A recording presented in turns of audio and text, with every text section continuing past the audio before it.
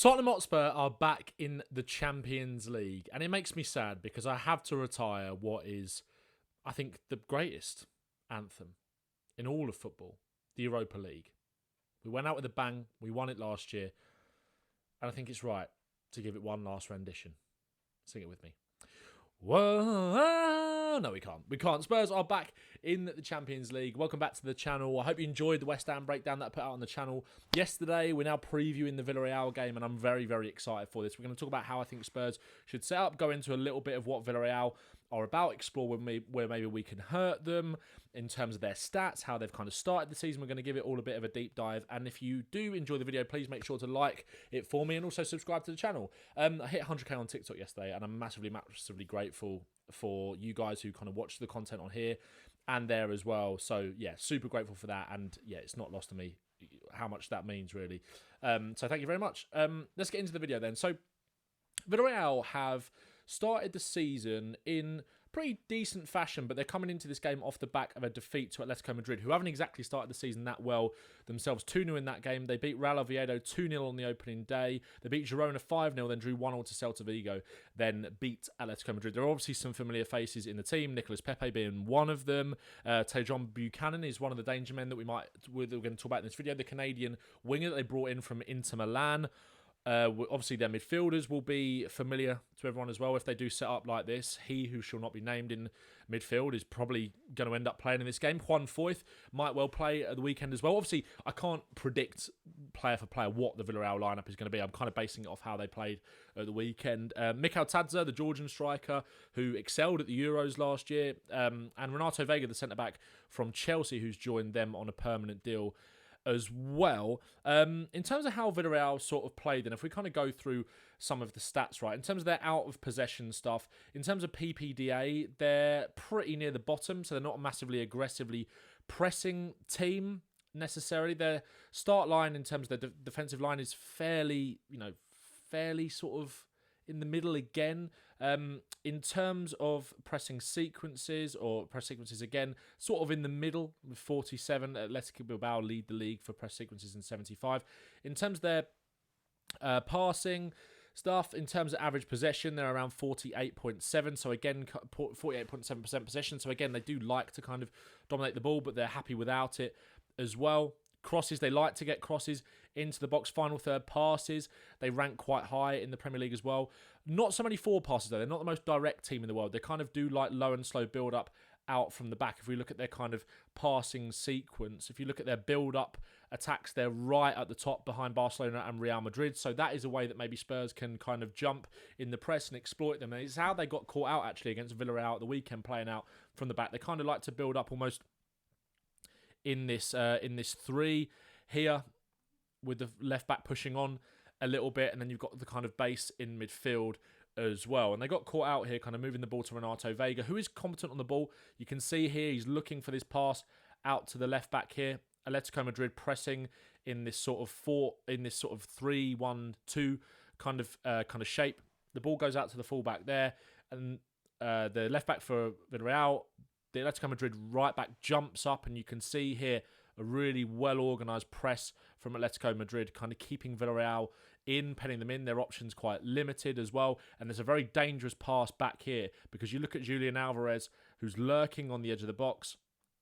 You've got Griezmann in there as well, applying pressure. Marcus Llorente applying pressure as well. The ball does go back. It's a very risky one, straight to Julian Alvarez. They make a mistake, and Atletico Madrid are in to score. So that's a way that Spurs can hurt Villarreal, like I said, as they do kind of like to build out from the back and take their time with it. In terms of direct attacks, they're kind of in sort of the middle as well. They do like to take their time, as I said, getting the ball from the back to the front. They're not particularly direct, really. In terms of their defending, they've only conceded 3 goals so far this season. So they've got one of the best defensive records in terms of XG. They've only conceded 3.04 goals as well. So they're keeping it pretty tight at the back. They've faced the second least amounts of shots so far in La Liga as well. So I do think Spurs are going to have to kind of put as much creativity on the pitch to kind of try and break them down. They do look very, very solid at the back so far this season.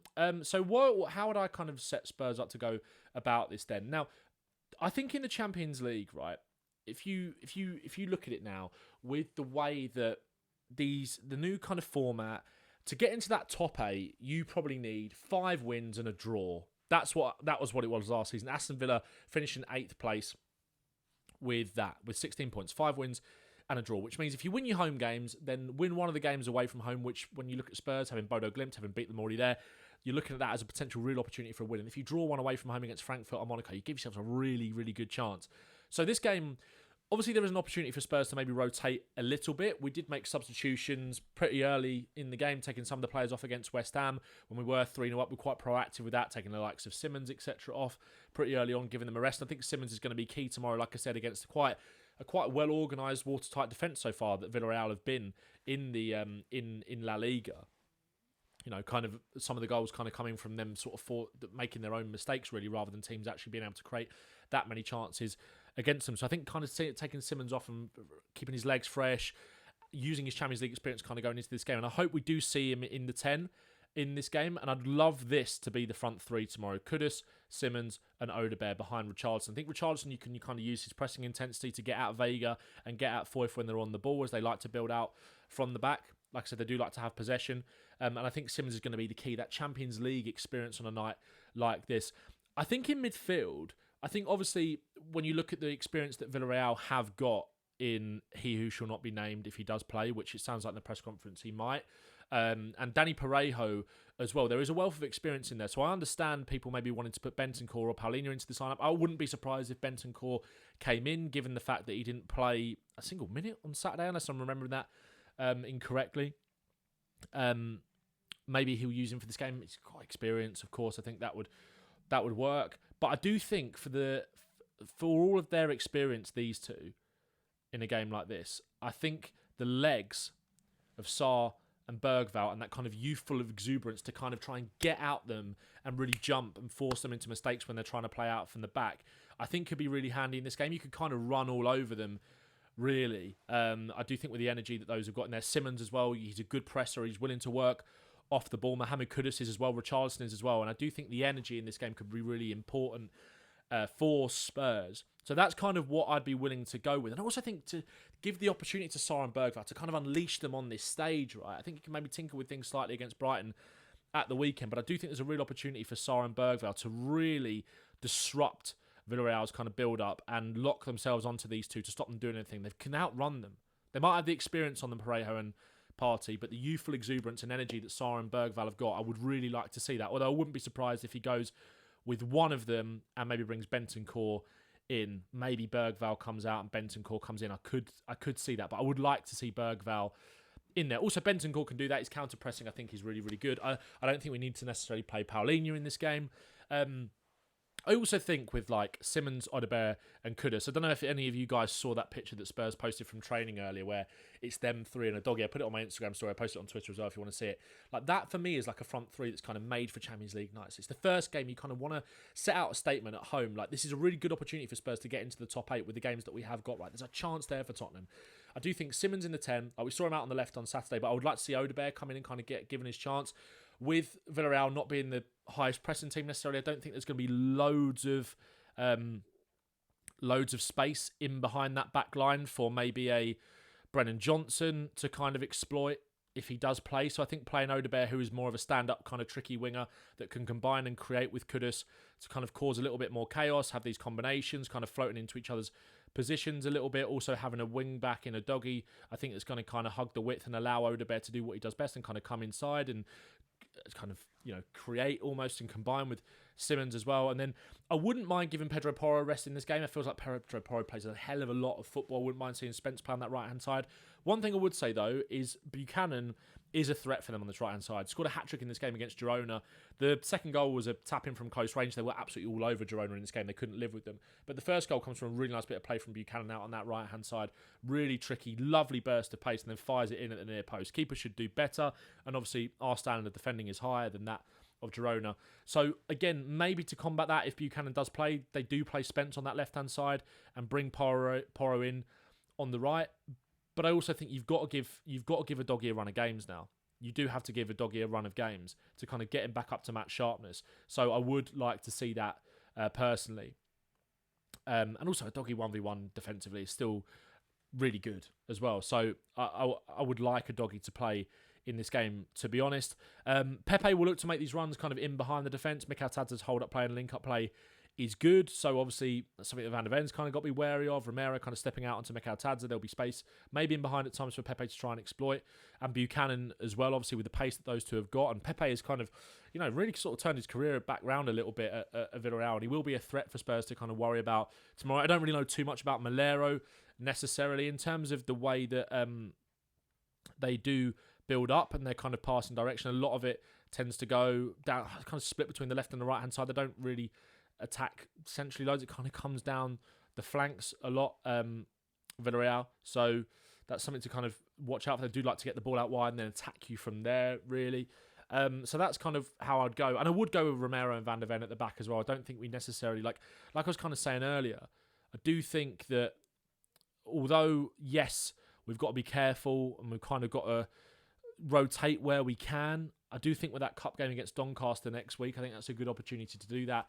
I do think playing Romero and Van de Ven in this game is the way to go. I do think you have to kind of go as strong as possible to make sure you get off to a good start and kind of set yourselves up, really. One other player that might play for Villarreal tomorrow that's kind of worth a look at is Pape Gay. He started the season very well for Villarreal in midfield, kind of a all-action, very strong, good out of possession as well. Midfielder likes a shot from outside the box.